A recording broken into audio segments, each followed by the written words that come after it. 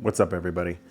I wanted to do a video on which loading pin to order when you order your Cadi.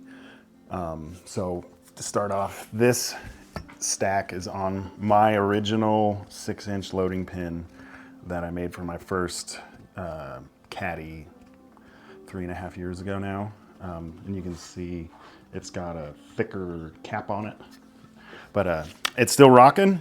The threads are still good. I've been very careful. I don't yeet it very often, so it hasn't hit the floor real hard.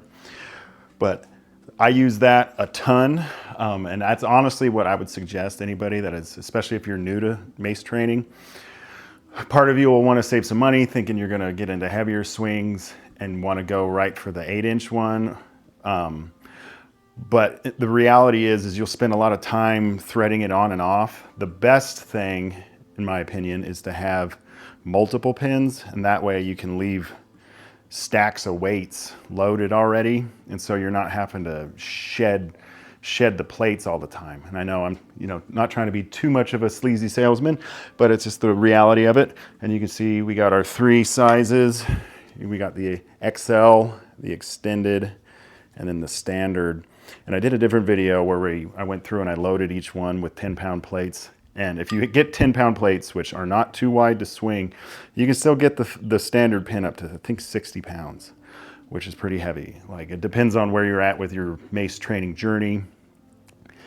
If you want, to go right for it, if you're still learning and you buy one of these longer ones, just realize, a stack of 2 plates is only down here. So you're gonna be threading all this way, back and forth, back and forth. And just to me, it's kind of irritating. So what I have, obviously I'm spoiled, I have half a dozen pins that I have loaded at different weights. So as I'm warming up or doing whatever, I can just move the handle around. It makes it a lot more efficient, and it's just easier.